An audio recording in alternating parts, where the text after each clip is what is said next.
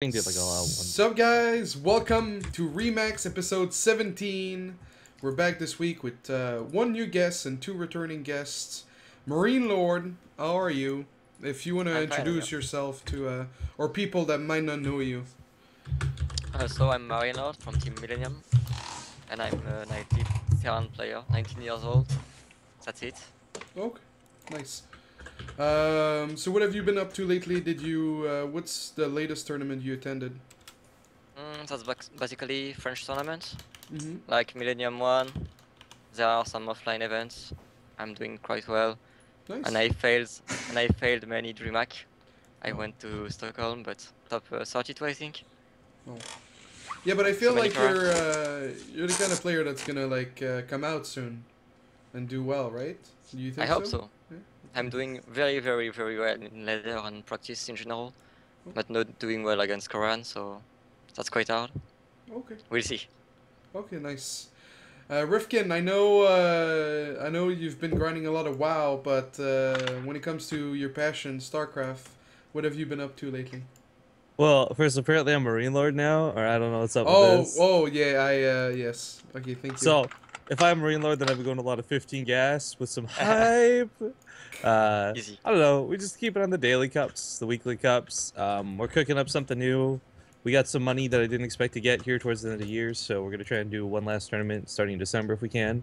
If not, it'll carry through to January. What does that If it's mean when you say you got some money? Is it like a fan? Is it like a kind of sponsor?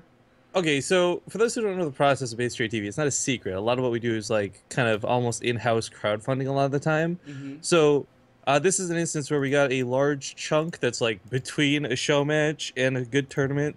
So Mm-hmm. now I'm running around hitting everybody up, see if they want to throw some more money in the pool before we announce it, so we can make this more awesome. I mean, we're gonna throw something either way. I'm just trying to make it as best for the players as we can, right? Mm-hmm. So I mean, I don't know. That's what I mean by it. Some unexpected money, whatever you want to look at it as. So try to get CM Storm on again if they're on board. Chairs for Gaming, of course, and I don't know the usual suspects. Mm-hmm. Yeah, that's cool. That's cool. What about you, Kevin? Hey, Kevin, I have a very special question. Go ahead, mate. You know, it's December, it's Christmas. Everyone has their fucking Christmas hat on Twitter. How do you do it? I want one too.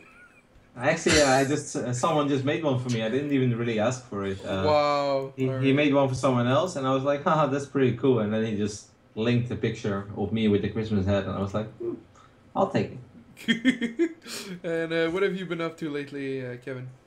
I came back to America like 4 or 5 days ago, so my sleep schedule has been extremely messed up. I watched pretty much every single hour of DreamHack, Mm-hmm. and I have gone back to streaming. I have announced this for a long time. I always said like, guys, soon.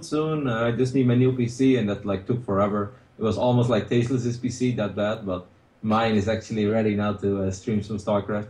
So I've been streaming a lot over the last 4 or 5 days. Been going like super well. Obviously, I started off really rough because I really haven't played a lot in the last few months. So I expected myself to be terrible, and I was, but it was only like the first 10 or 15 games.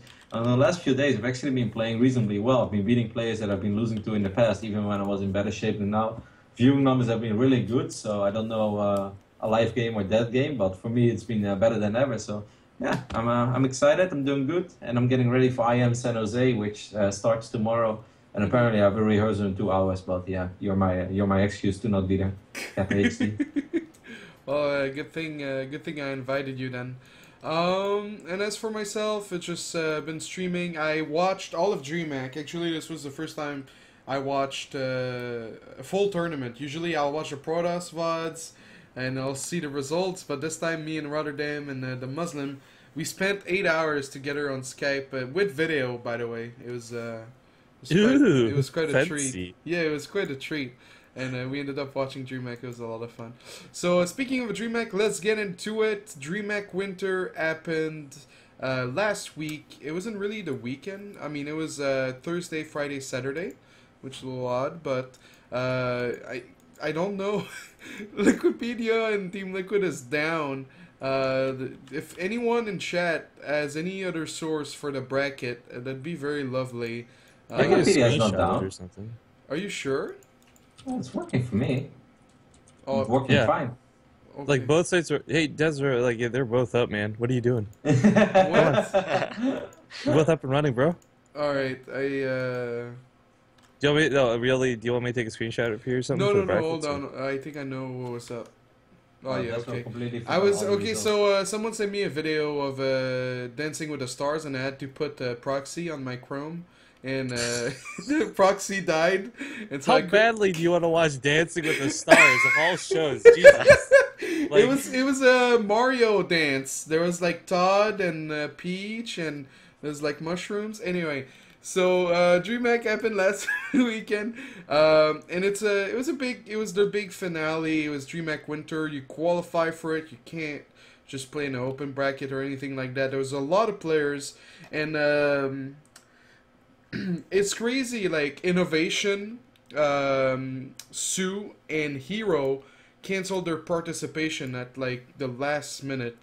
The tournament would have been completely different, but it is what it is, and there was still a lot of good games. The Group A that I'm going to be showing on stream in just a second. Group A, Group B, and Group C and Group D. Now we'll just go. We won't talk about all of it. We'll just go about like your biggest surprises in the group, and which one was your favorite if he didn't make it out. So Rotterdam, which one was your favorite for Group A, and is there any surprise in Group A? I guess. I think Tasia dropping 2 series in Group A is a little bit surprising. Like I didn't really expect him to lose to Lenok, and against Live, even though he lost to him on BlizzCon, in all honesty, like it's easy to speak afterwards, but I kind of thought that Tasia was going to beat Live in that group, so that was surprising. I think Group B first winning. There's no way that I would have ever said that first was going to win that group. For me, he was the least likely person to win that group. Like Yes. I'm completely honest in that. So pretty big upset as well. Yeah. What about you, Marinelord, and Group A and Group B? Any surprises? Any favorites not doing well? In Group A, no, I expected Life to do well. He did very well. Bunny and Linux out. It was expected, I think. Mm-hmm. Yeah, and in Group B, I expected Saxtree and First to lose, but First did very well, so I'm happy. I like him, so it's Yeah. okay. But yeah, I didn't expect him to do that well. Yeah. Yeah, the same goes for me with First. I thought he was going to get shat on, but apparently he's got a pretty good PVZ. Yeah, good for him. I'm just never really like satisfied when I watch him compared to other Protosses. But I mean, like the competitors are pretty hard, and he's much better than I am. So it's not like I'm trying to hate on him or anything. Rifkin, Group A, Group B. Any final thoughts? when we were casting them, nothing was really too standoutish. I mean, Leonok beating Tasia wasn't the craziest thing I've ever heard of. I didn't expect it, but it wasn't like impossible. What I was shocked about though was like you have Leonok beat Tasia and then still fall out of the group. Like that kind of surprised me a little bit. Other than that, I think the other two groups kind of went as expected. As much as I love True and Sox3, you know, you got two guys who are really good at PBZ in that group. It's kind of to be expected. Jadon ZBZ has always been strong. I think Group B was probably the only group on all four that I was like, yeah, that pretty much went exactly as planned. You really thought that First was going to win that group? Well, I don't know about winning the group, but I'm talking more about like the guys getting knocked out. Because like, I mean, the winners bracket versus losers bracket. I mean, I don't know for the way they do it. There's no real advantage to being in the winners bracket, right? Like, you don't come into that with like well, you don't get the extra game. You don't get an extra series when you go to the finals. I mean, like there's yeah, no. but no. But that's already like that's a really incorrect thing. Like if you win your group, you're basically 3 series away from being the champion. While if you would be second or third in your group, you're 6 series away from being a champion. That's 3 best of 5s more. Like I think that's a world of difference. I think that's a massive advantage. Okay, that's a fair point. I just meant in terms of like the way the double elimination is classically handled in like compared to the way DreamHack did it. Yeah, I understand what you mean, but agree. I still think people like overlook this. Like, wow, that like almost makes no sense. Like, no, that's such a big difference. Like 3 best of 5s or 6 best of 5s. I mean, Marinelord, you're the most active competitor out of us all. I'm pretty damn sure that you think like, all right, you know, whenever I'm in a tournament, no matter how stacked it is, if it's only 3 series, I can do this. I can actually win this entire thing. Well, if you look at a bracket and you're gonna have to go through 6 names, like that's literally twice as hard, if not even more than that. Yeah, I totally agree. It's way harder. You have to show way more build. So yeah, you don't have the advantage of showing new thing, or maybe your opponent don't know you. He doesn't know your style, and with this kind of lower bracket with a lot of match, he will know what you will do, basically.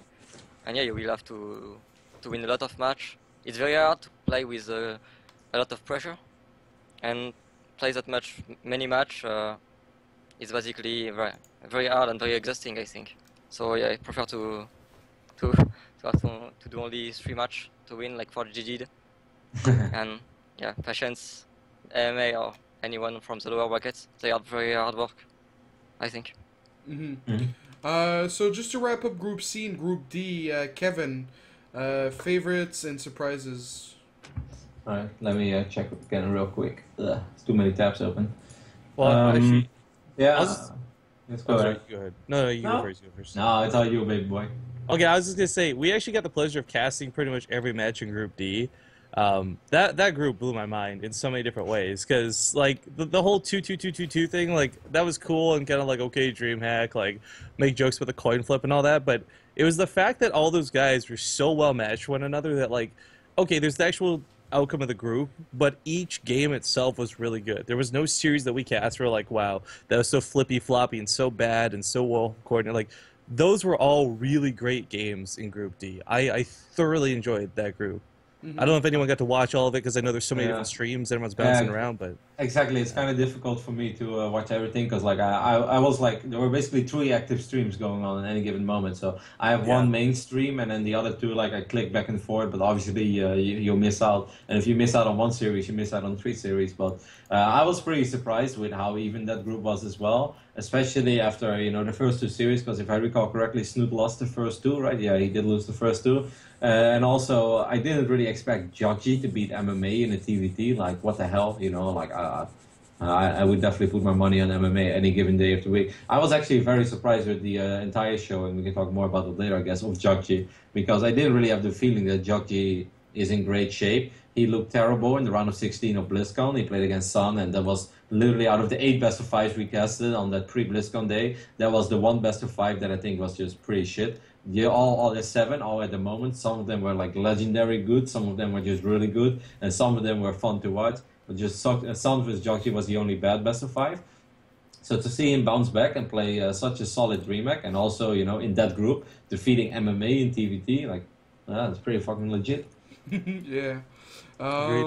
Me and Winter were casting Impact versus Jackchi, and there was like a random observer that lied about being from the French cast, and he made the game lag, and I don't know if it had an impact on Impact losing. But I know Total Biscuit was so mad on Twitter. He was like, this group format doesn't make sense. What if that random lagger wasn't in the game when Impact lost one of the maps? Would it have changed anything? So maybe we can talk a little bit about that. The format. Usually the most standard thing that happens is it's not a round robin. It's 4 per group, and it's a GSL style. So you have the first 2 matches, and then the winner plays the winner, the loser plays the loser, and then you have a deciders match. Rotterdam, as a caster, what are your thoughts on round robin versus GSL style? Do you think this is a good format? To be honest, there are arguments to make for both formats. The biggest problem with the GSL format is that if there is one guy who's clearly a lot better than the other 3 people in the group, then one of the series is not going to matter, because even if you win your first series, you're going to meet that one guy that's invincible in the winner bracket final of the group. Then that guy is going to win, and then there's a good chance that you play that other guy again, and then that time you can lose, and then you can also say like, oh, what the hell, man, like I won my first series 2-0, then I lost one series 1-2 against 2 cheeses, and I'm out. Like, you can of course say like, well, you lost a more important best of 3, but that is still like a problem that I have with that format. If all 4 players are of even strength, then I can live with the GSL format, and I think it's the best format, but it just almost never happens that you have 4 evenly skilled players in the group. And I get really annoyed. Like, it often takes away a lot of tension of the group, and 2 best of 3s don't even matter because you kind of already know that the first 2 series don't really matter, and it starts getting interesting in the lower bracket part of the group format. So, to be honest, I kind of like this. I'm not going to say that this is better, but since we always use the GSL format in this day and age, I thought this was like a pleasant mix-up. And also, they have 20 players, so I'm not sure how you would do that in a GSL format, because it doesn't really work with 5. You need 4. So I'm not sure how they could have fixed it otherwise. Yeah, for sure. Yeah.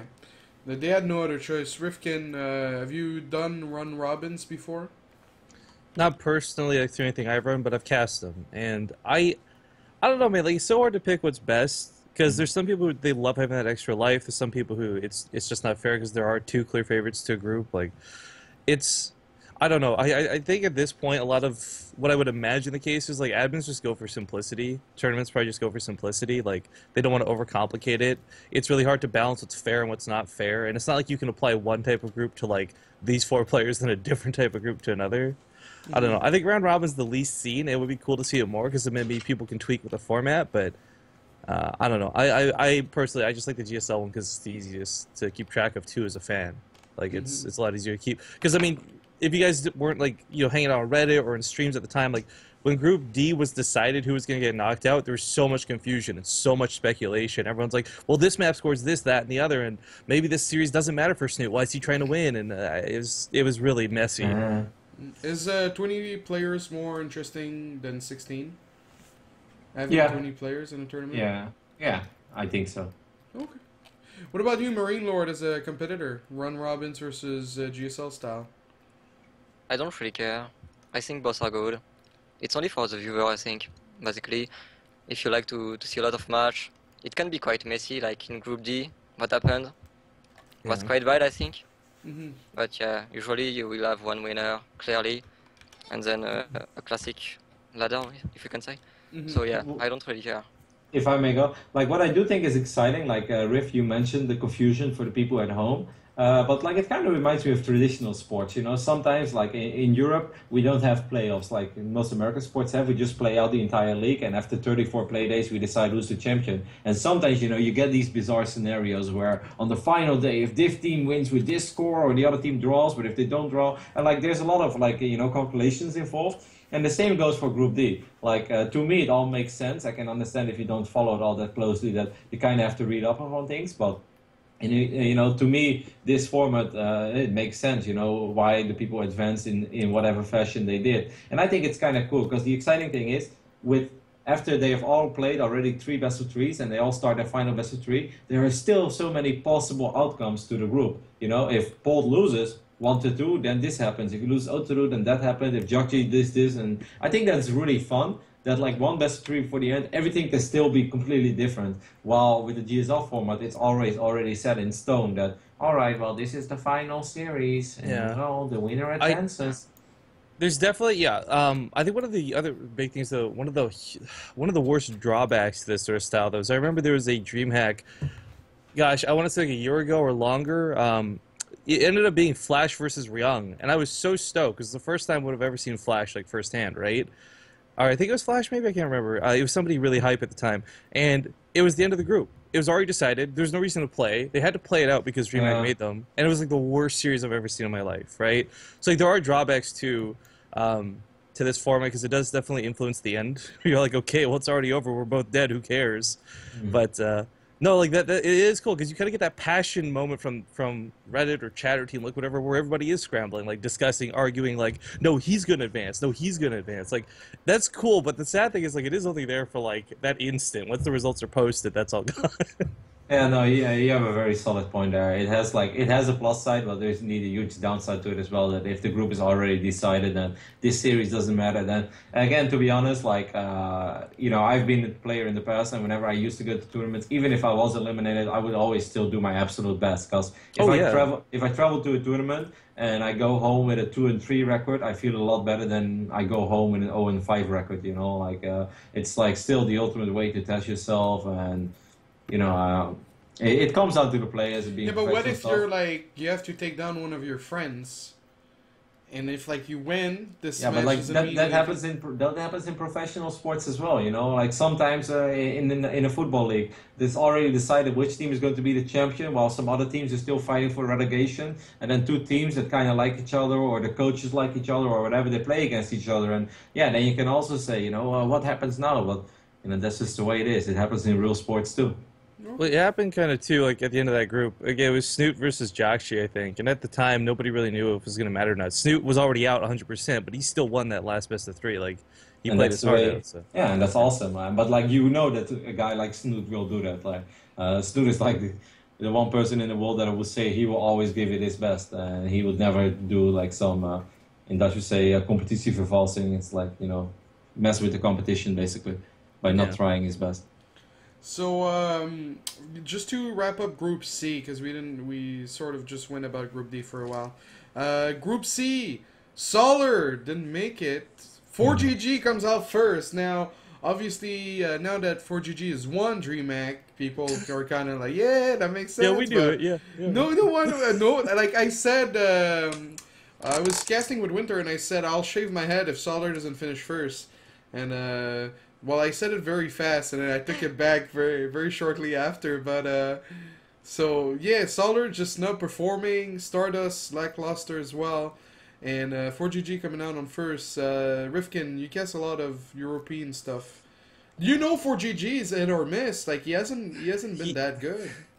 I don't. Okay, I can't fully agree with that statement, but it'd be wrong to not at least give a little bit of acknowledgement to it. Because yeah, sometimes 4GG is a bit flippy floppy, but like, dude, in the last 2 months especially, like when he turns it on, he goes hard. Like he played a show match versus Hearthstone not too long ago, and he abused the shit out of Hearthstone. Like it was so disgusting and awesome to watch as a Terran player.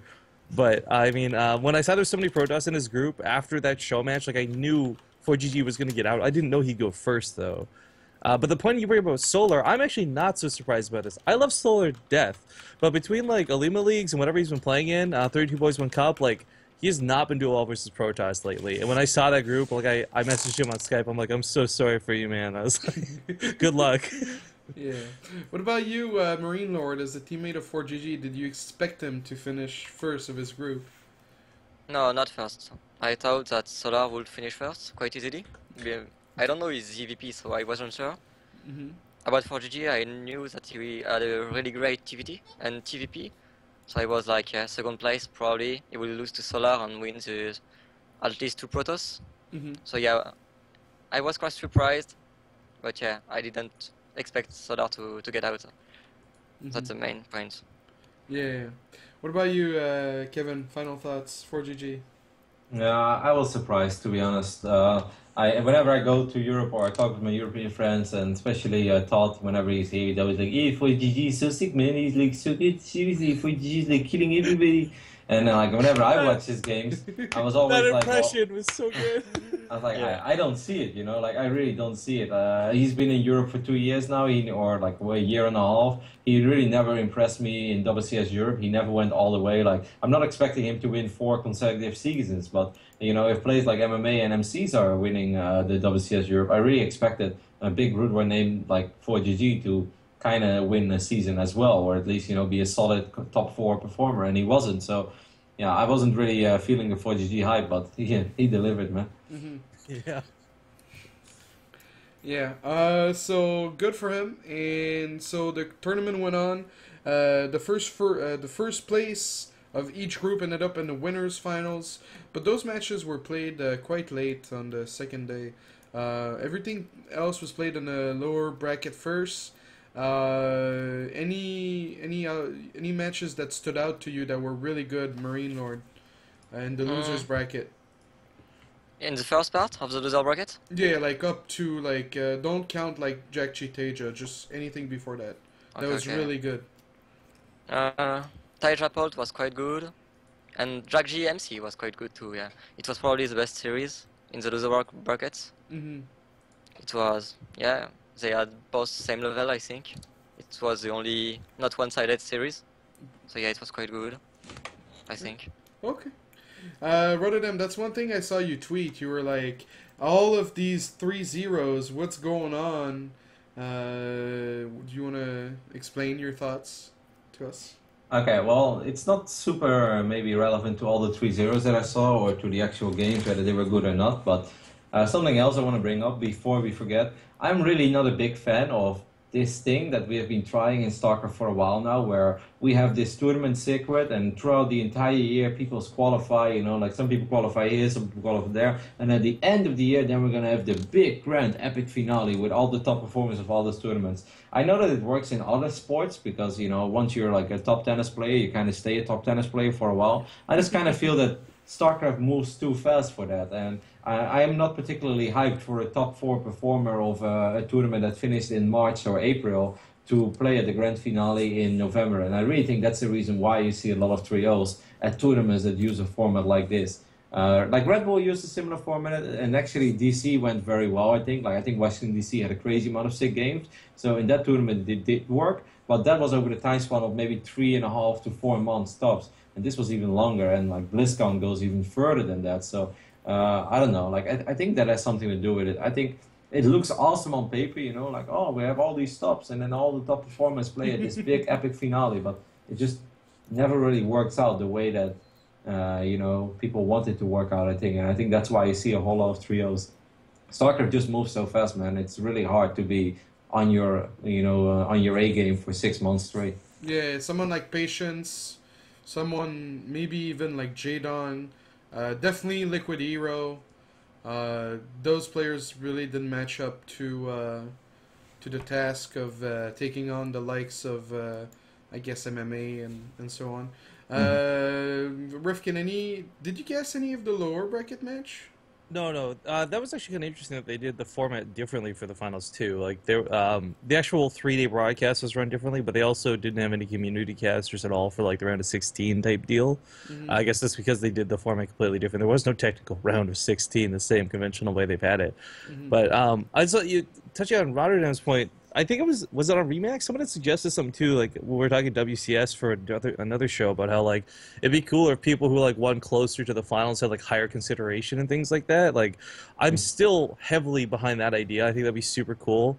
But at the same time, like it's at this point, it's almost tradition. It's just DreamHack being DreamHack. Like it's really hard to say like, oh, I can't believe you guys invited these guys that won in March. Like it's DreamHack. They do what they want, right? They're the one organization in esports that's gonna do whatever the hell they want, regardless of public opinion or not. But as far as people like falling out like 3-0s and stuff, like I was also surprised to see so many 3-0s. Like, but the one I think that shocked me most is, and this kind of goes with relevance, like J-Dog is not that bad. Like, didn't he just what was it WC or whatever, right? Like not too long ago. I mean, it's not like he hasn't done anything in like the last I don't know 6 or whatever months, but. San taking him out 3-0 shocked me because I think San is one of those players who's, I don't know, like almost Polt levels of predictable, I guess, when it comes to like what he does. So that was the one match that really stood out to me in the losers bracket. The rest of them, I was kind of like, all right, I'm caught up in the moment. I'm watching the series. This is pretty good. Nothing super crazy. Just the 3-0 amounts, I guess, yeah. Yeah, I was kind of disappointed that Jaedong didn't adapt it better to a player like Sun. Like Jaedong is such an RTS legend, and I love him, and I think he's always awesome to watch. But you know, Jaedong in peak form should not lose 3-0 against a player like Sun when you just know that he's gonna go for his crazy, like ridiculous amount of zealot pressures on bases and stuff. And like that all looks really like powerful and strong up to the point where Zerg actually is just ready for it with a bunch of roaches. And then obviously you're gonna have to micro a bit because it's not easy. But I've seen like Live handle it so easily at BlizzCon. You know, even he just swept him 3-0. And I kind of wish that Jaedong would have showed us at least something like that in one of the games, but. Yeah, he was just not up to the task, which I thought was disappointing. Yeah, for sure. So there was the second day, and on the third day there was First versus Jakshi, Pol versus Teja, and then the rest of the tournament was played out. We'll talk about the winter finals. 4GG versus Life, the first time it happened. Life seemed so confused, but so did 4GG. Like, why are you doing one base Banshee on merry-go-round? That was... Yeah, what was that game? What was that? Yeah, that's a very good question. All right, Moonglade, this is it. But Marinelord, do you think one base Banshee is legit? No, that was so bad. I don't know, like, there are no reason to do that. It's not working, it will never work. And yeah, I don't know. Okay. Maybe then after that, he thought that Life would be afraid, maybe playing a little bit more defensive. Maybe. But that's the only reason I can see. Yeah. That makes sense what you're saying. So, and it was funny to see Teja versus Life. I've never been so mad at a match than Teja versus Life. Rotterdam, what were your thoughts on that loser finals? Why? Why were you so mad? Because Teja was sucking at his split. Ah, yeah, sorry. I had to freshen my memory. I mean, like, it didn't make me mad, but yeah, I agree. Especially because a couple of times, it was said like, "Oh, fantastic micro by Tasia." Well, those are terms that, of course, we all say something as a commentator. Sometimes that, like, when you look back at it, you're like, "Ha, I actually said that. I'm so dumb." That's just part. Like, people often forget. Like, when you're just listening as a viewer, it's very easy to pick up on the small things. But if you're casting for 6-7 hours straight, yeah, you're gonna say a couple of silly things. Especially if you're casting 6-7 hours straight. 14 days in a month, like obviously you're gonna say some stupid things every now and then. But yeah, Teja's micro was nowhere near, for instance, what he showed against Su, or his capability to hang in there. He just made like some really basic Terran mistakes, like just overcommitted on creep, was not ready for fights, like Life caught him off guard multiple times. And of course, all the props to Life, for always finding those openings and getting those engagements. But Teja did not look like godlike Tasia. He looked still like a world-class Terran, but it was just not godlike Tasia. Yeah, for sure. Rifkin, did you watch the matches? Do you have any thoughts? So I just want to address, you're like, this is the most mad you've been or whatever. Like, I don't know, I got pretty mad at the BlizzCon finals just because I was like, MMA, please, right? Like with those all-ins over and over and over. I'm not gonna lie, I came in that series kind of thinking like maybe we'll see something similar, because it was a little bit slappy, and I think maybe addressed a little bit on stream too. Like it was hardly the Tasia I think anyone was used to seeing. I mean, I watched that series and immediately my mind went back to when he played against Solar for IEM, and I was like, this is not the same. This is not the same at all. I don't know what pressure or outside influences, or maybe just exhausted. Because I mean, the thing is, like, well, people cast for 7 hours straight. You guys keep in mind, these players, they gotta wait, they gotta play, they gotta be prepared and flip their sleep schedules for DreamHack and all these other things. I mean, I don't know what affected Tasia, but it really didn't feel like we saw like the best Tasia we've ever seen. But then at the same time, there's the whole $10,000 joke, right? Like, if the Artosis curse is real, that might be too. Before we move on to the grand finals, Marinelord, any thoughts on Tasia versus Life? No, not really. I expected Life to win. I think that Taisha is more a bio player, and I think Life is very good against bio, and against mech he's lacking a bit, I think. And that's why for G1 was the final, but yeah, Taisha playing bio, I didn't expect him to win, and he lost, so yeah. Just before we move on to the finals, I just want to give a final shout out to Jakshi, because we didn't really talk about him. Well, we kind of did, but we kind of didn't. And finishing 4th after not doing so well at all. There's been a little bit of speculations, he went back to Europe for Home Story Cup, and so he's been maybe able to practice a little bit more and do a little bit less girlfriend time. So that's always cool for someone like someone that used to be good and that didn't do so well, and now that's doing very well. Kind of like 4GG actually, but Rotterdam, do you have any thoughts on Jakchi? No, I actually said it before already that I really did not expect him to do that well. He had a great run. He was very dominant in some of his lower bracket series as well. Trio over MMA. I think that's super good, especially because MMA has practiced crazy amounts of TBT before BlizzCon. So, and also his trio over First, he completely outclassed First in all those 3 games. Like, none of them were close. So I was impressed. I did not expect Asia or Jakchi to finish top 4. He did very well. What about you, Rifkin? Do you get to cast Jakchi often? He used to play in a lot of the European Cups, and then actually, surprisingly, I don't know if you guys know this, he goes back to Korea every chance he gets. Like, he lives the majority of his time in My Insanity house, but when he goes back to Korea, a lot of the times, too, like, I'll approach him, like, hey, man, while you're in Korea, do you want to do a show match or something? And he says, no, practice, girlfriend, practice, So, when I know he had spent some time in Korea before Home Story Cup, I knew he was going to be well practiced for this, I just didn't know how well. So it was really cool actually getting to see him again, because it has been a long time since he's participated in any of the Euro circuit, like Go for StarCrafts or anything like that. All right. Moving on to the grand finals, 4GG winning 4-2 versus Life. That was a roller coaster of emotions. That Catalina game was I think that what's up, Rifkin? No, the Catalina game, like, it was so good. I fucking loved it, every second of it, man. I think the Catalina game, like, I mean, I don't know what to say. Like, it was not StarCraft.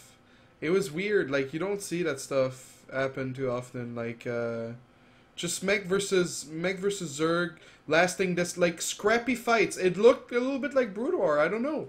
You had you had stuff all over the map, little fights always happening, like low econ. No one was turtling. Like if Avillo played like this, I might advocate the Church of Avillo, but. Marinelord, I guess as a Terran, like, do you think Mech, if Mech was more mobile and a little bit more, like, if you'd be as crazy as 4GG was in that game, would you play Mech more often?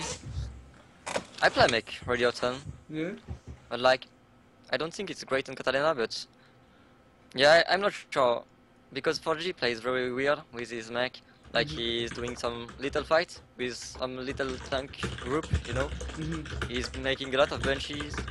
Yeah, it's really weird how he play. I tried it and it works a lot, so I don't know. I'm not sure of his mech style. I think it's playable. So. Yeah? Kevin! Yes. Your machine gun over there. Sorry. But yeah. People called me mid-masters. I have to defend myself. Alright, just for that It's reason. justified. It's justified. Yeah, for that reason alone, man. No, we'll let you have this one. Did anyone else really get reminded of partying a little bit though in those finals? Like, and I don't mean because party's Protoss or because you won or anything, but like it was a game where I really felt like you couldn't put those Banshees or those Vikings or Hellions or anything else in anybody else's hands and had that same result. Like 4GG's control over that game was I was most like not just that game with Catalina, but like the whole series, like even the games he lost, I was really impressed with because there's a lot of situations where again, like you're kind of not expecting 4GG to pull off splits or to do this insane Banshee Viking micro or whatever you want to call it. Like as scrappy as it was, I thought it was really cool seeing the control over units, and I thought that's what really stood out to me over that series. It wasn't the score, it wasn't that 4GG, this like underdog, so to speak, took DreamHack. It was the fact that 4GG played so well and to the degree at which he controlled his units that really stood out to me for that finals. Maybe he was possessed by a Brood ghost, man. All this good unit control came back. No, it was his old self, OGS 4GG came back. Yeah, Finn. Kevin, any thoughts on the finals? Any other games that stood out to you beside Catalina?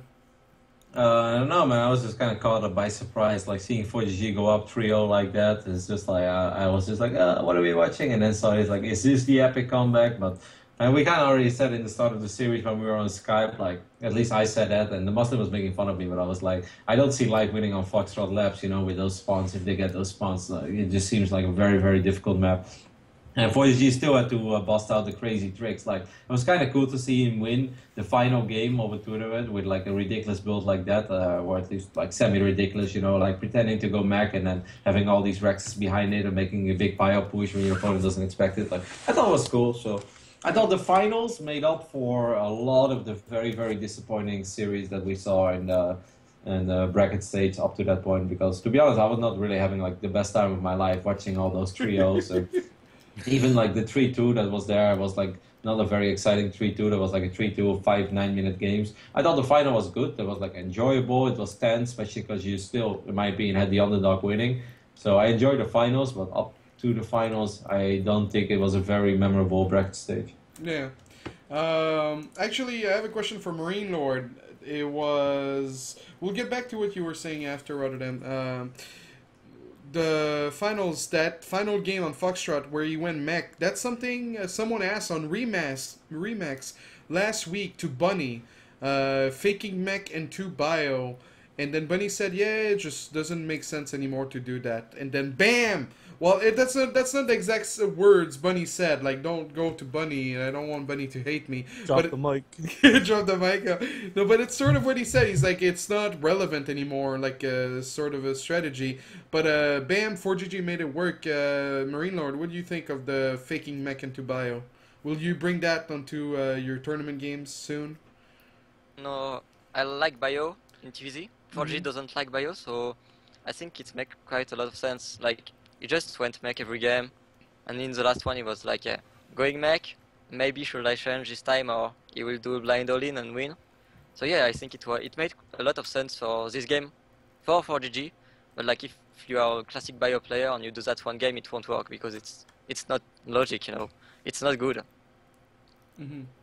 Okay. Go ahead, Rifkin. Well, I want to talk about that, but I also want to take a small shot at Bunny here for a moment because this is actually something I think is really cool. The whole tech swap thing. When Bunny played versus Hearthstone in one of our tournaments, I think it was European. Wait, there's more. Whatever. The point was like he played versus Hearthstone, and Hearthstone tricked him like 3 games in a row by going 1 Colossus fast, but really going Storms behind it and making Bunny think it was one thing, but he's going a different tech path. Bunny lost like pretty hard to this. I think it's funny they would bring up that maybe it's not so viable, but I would actually argue it's sometimes more viable, especially in a situation where you have 4GG. He's a known mech player. It's what he's played his whole career with. It's like the ultimate mind game. It's the 4-year-long con. He was waiting for that moment where he fights life in the finals, right? Yeah. Bam, bio. So, I mean, like, all jokes aside, like, I do think that the tech swap idea is really cool. And there's some players like MMA who, for a long time, were really going for this almost mech-bio blend. But I thought it was a really cool move, personally. I don't think a lot of people can get away with it because you really do need to have that stigma. You're a mech player. Like, if Goody did that, Goody would win so many games because people would not be prepared for it, you know? Yeah, it's that. It would work a lot on Goody, I think. Yeah, it couldn't have been anyone else that could have pulled it off the same way. I think a lot of people would have seen something else easily. I mean, the closest game I've come to losing to a Velo is when he actually went bio, man. But, well, I'm not relevant. Anyway, moving on. 4GG wins $30,000. Life finishes with $15,000, second place. Before we move on, I just want to talk a little bit about the casting. The finals. We had Artosis and Apollo, and we didn't have any Nathanius. Nathanius is just a really great caster. He dropped the Terran knowledge bomb all over the place. I think he's a better caster than Artosis at this point, with in terms of metagame. And it was really awkward that Artosis and Apollo were both. I don't know if you guys noticed, they were both fighting for the last person that was gonna say GG. Like it was really like they were like overhyping the Foxtrot game. And then when the GG dropped, it was Artosis who said it first. And then Apollo kind of came in at the last second. And then he said like GG after one more time. To be like the last guy that says GG. It was really awkward. Rifkin, did you notice that while watching the final game? I did notice it a little bit, but it's not something that really stood out to me. Because a lot of that stuff, too, is like, okay, it's really cool when they say it in sync. You get kind of like the nerd chills. Yeah. But sometimes you're just like, oh, I didn't realize he was finishing his thought. He said GG, I better just say it too so it doesn't seem BM. Because, like, I mean, it's almost like if Artosis says it and then Apollo says nothing, I think that's worse, right? So I don't know. Maybe this is a situation where we're creating drama where there's none. Yeah, but I do want to say I really did enjoy Nathanius' casting in Stream Hack. I'm not going to say, because like I'm the last person who could judge another caster, right? I'm not going to say like the casting was bad or anything. Like overall, I thought it was all right. It didn't stand out as being super spectacular. Like it was good, but not amazing. But I thought Nathanius' was particularly on point for this Stream Hack. Like I really enjoyed his casts. Yeah. I don't know. I feel like the way finals are given out is really weird. They'll always give it to like the biggest 2 names. I think it should be based on like performance at that event. A lot of the performances were not on point from some of the casters, and so to like sort of like ditch Nathanius despite him being like the biggest star of that event in terms of casting and knowledge is kind of sad. Rotterdam, what are your thoughts without, you know? Yeah, it's kind of difficult for me to say too much about it because I know a few things that I am not supposed to say because those are just like private things. But I do agree with you. I wanted Nate to cast at least the second last series or the finals. But Nathanius was the guy who casted the most series throughout the entire event, and Moonglade casted the least. So when the second last series of the event is a TVZ, they want to have Moonglade on there because Nate already casted so much more than Moonglade, which I think makes sense. But they didn't really want to go with Nate and Moonglade because the games were broadcasted on TV as well, and they just kind of felt that this should be either an Artosis or an Apollo leading it. Just because they are still a little bit more experienced and they're also more of a DreamHack phase. Even though Nate has done quite a few DreamHacks, but they just felt like it's safer with TV and all that. There is either an Artosis or an Apollo leading it, and they want to give that series to Nate, and then the final would go to Artosis and Apollo. I mean, obviously, like I'm not going to be the guy that's going to complain about Artosis and Apollo because both of them are super professionals and I always enjoy listening to them. Yeah, I would have loved to see Nate in one of the two last series. I do totally agree with you that I think he's the best Terran caster out of everyone at that event.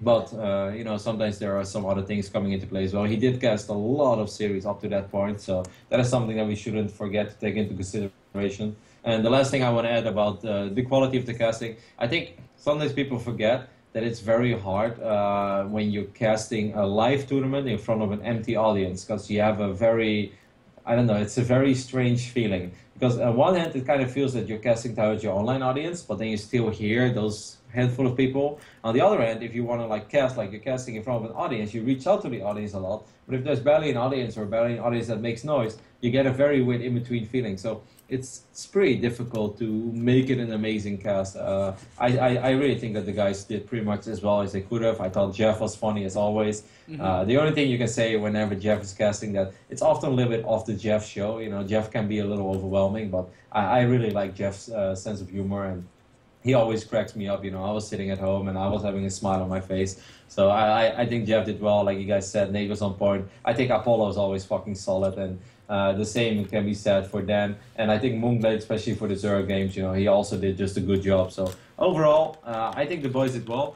But the only other thing that also didn't help them, I don't think that this DreamHack setup is very good, where it's like, here's the camera shot of all four casters, yada, yada, yada. You guys ready to hop into the game? Yeah, let's do it. Well, commentators that are standing 3 inches away from me, take it away. All right, thank you, Jeff. And then they're casting the games and then they finish up. It's like, wow, what an amazing series. What did you guys think? And it's it sounds like they're throwing it, to the other side of the venue, but actually then the camera zoomed out.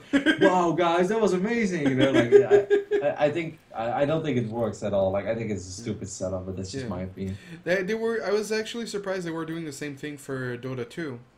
But maybe DreamHack needs to rethink their logistics. There's obviously going to be big changes next year, and hopefully they decide to bring back StarCraft 2.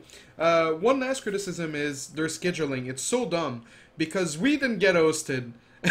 Dota 2 was the last tournament to end, so they got hosted by CSGO and by StarCraft, but we didn't. And but the viewership was pretty good. It was 60, 70K, so... That's looking at the bright side of life, though. The viewership was good during the finals of the finals, where suddenly there's some hype and we had a beautiful story. Up to that point, I don't think the viewership was good at all. You can say, of course, it was a Thursday and a Friday and shit, but I still think the numbers were pretty underwhelming. But that's my opinion. But that's just Twitch numbers. They had two major actual I can't wait. I'm interested to see because they always do Swedish TV nowadays. It feels like that's not so surprising. But they brought in Norwegian TV too. I thought that was kind of cool. Yeah, but that's only the last two series of the tournament. That doesn't make it right. You can't talk about the overall numbers. You're just talking about the last two series. Right, but the thing that actually shocks me about this is what actually comes from the earlier parts of the brackets. I can't remember which DreamHack it was. We hit a channel record. We had 10,000 viewers for the first part of DreamHack. Then the actual DreamHack itself carried 50K on the first day. The numbers have definitely been going downhill, and I don't I doubt this correlates directly with StarCraft 2 dead game. But I am a little bit interested in what's causing this, because I've noticed while there's been this huge uproar and this surge of oh my god, guys, we love CS:GO, all these other things, the StarCraft numbers have always been pretty, I guess, stagnant. We don't see them grow, we don't usually see them fall, but I did feel for a year finals, for the end of everything, it was low, objectively speaking. I especially felt everything building up to the final series of the finals, those were acceptable numbers, and like you said, TV's there, that's cool and all, but before that, I don't think it was, often throughout the day it was between 25 and 32, and sometimes even 23 and stuff. I don't know, we peak 60K when CSGO was on break. Yeah, but you're talking about the last three series, or you're talking about Live versus Stasia, which I'm is talking 3 hours before the finals, so that must be... Live versus Stasia. Yeah.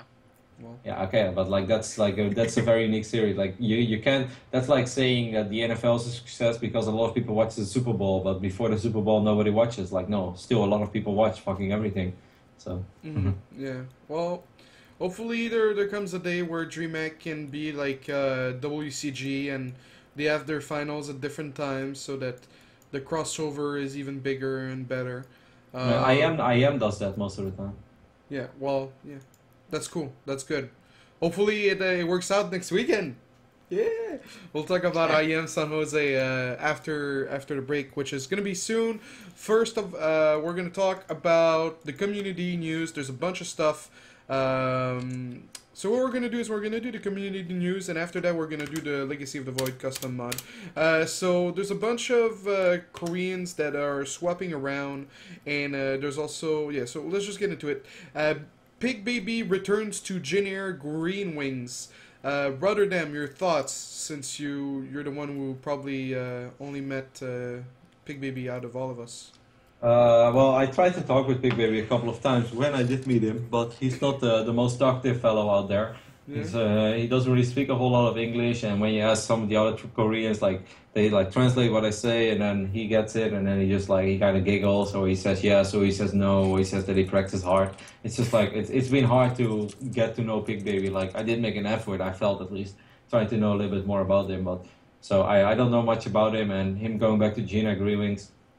To be honest, I don't really have a huge opinion about it. Like, I hope it works out. I think we can sum this up that Pig Baby wanted to be like those other guys, live in a foreign country, travel to a lot of foreign events, get picked up by a foreign team.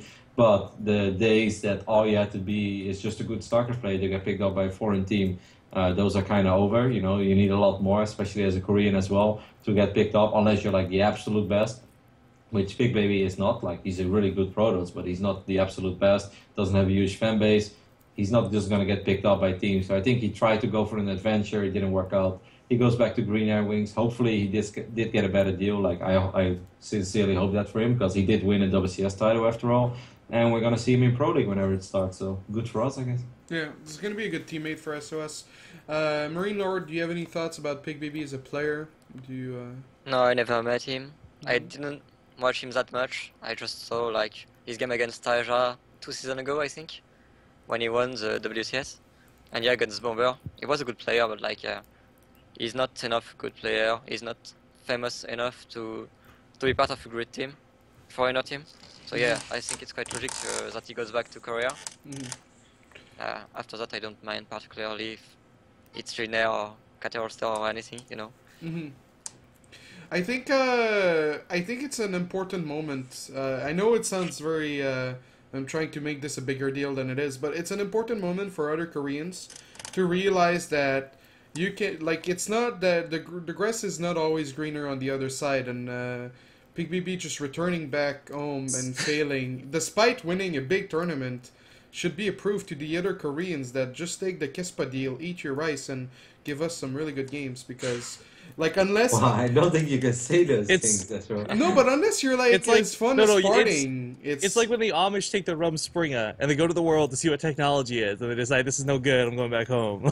No, but unless you're as fun as farting is, it's a really tough sell to bring on someone who doesn't speak English. That you'll need a translator for the contract, maybe living arrangements, and so on. So yeah, I mean I'm mostly saying this because I'm a Kespa fanboy, and I wish Rain and all those people would have stayed on SKT. But do you have any final thoughts about Pig Baby, Rifkin? I don't, but I got a question here. Breaking news report. Question for all you guys: is it acceptable to AFK in an actual game of StarCraft 2 where money's on the line? What? I guess Nurchio is playing in the finals. Oh yeah, against Cody. Yeah. Yeah, and Nurchio, rather than leaving the game after losing, went AFK waiting for Goody to kill every single building. And this is causing a little bit of drama. Is it acceptable? It's 5 extra minutes versus leaving right away or whatever. Where does the line draw on what's cool versus are you allowed to do this? I think it's okay. Yeah. I think you're allowed to, because you can technically. I mean. If you really want, you can punish him in a way. But if this is an online tournament where he's going to be eliminated, you could ban him for the next one and be like, "Hey, this." Actually, I think if I was the tournament organizer, I would set a rule against this. If I see that someone is not even trying, the thing is, people can also just run around with Zerglings and pretend they still have a chance. And then, when do you cut it off that a player is still fighting for his right, or is just doing this to annoy the viewers? But if he's literally 100% AFK and he's just trying to annoy everyone and the broadcast, as a tournament organizer, I would probably exclude him from the next one. If it's a small online cup, if it's a big one, then I would just give him a big warning, be like, "Hey, never do this again." So wait, so he like he left, he went AFK just so that the other player had to clear his buildings. Yeah, as far as I know, he Yeah. just did it despite Goody.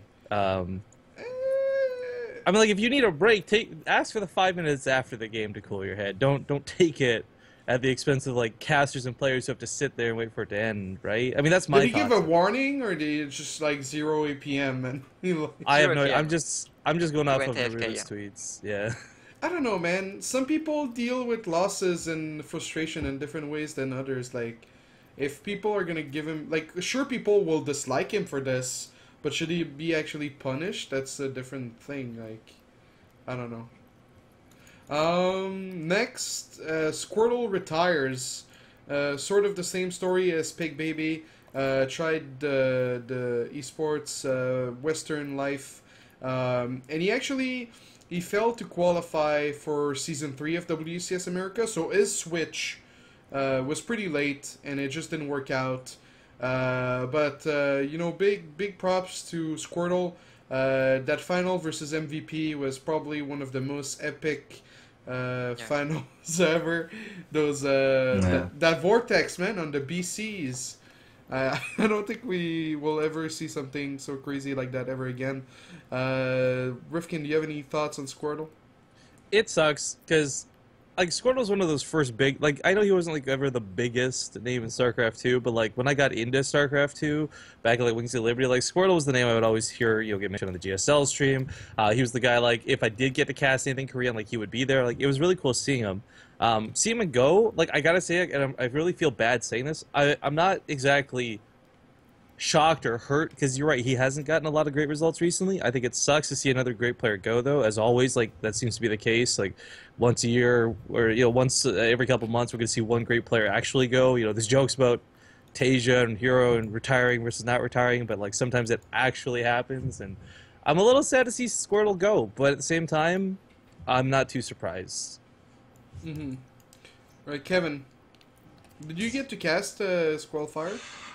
I actually have to think. Did I ever cast? Yeah, I casted. Squirtle was one of the very first Koreans who made it to the first Intel Extreme Masters World Championships in 2011. The ones in Hanover, where the Kraken was there in his leather racket. Moon was there. And who was the other guy from not Squirtle? Ace, right? Yeah, Startail Ace. Yeah, He was the Ace. first. Yeah. Yeah. So Ace and Squirtle came, and that's the first time I ever casted Squirtle. After that, I didn't cast him a whole lot, to be honest. No, he tried to qualify for WCS America in the final season, but I think he lost in the. Didn't he lose in Challenger? Now I really want to know this. He didn't make it to Challenger. He lost in the He didn't make qualifier it to, I think maybe Seed or another Zerg.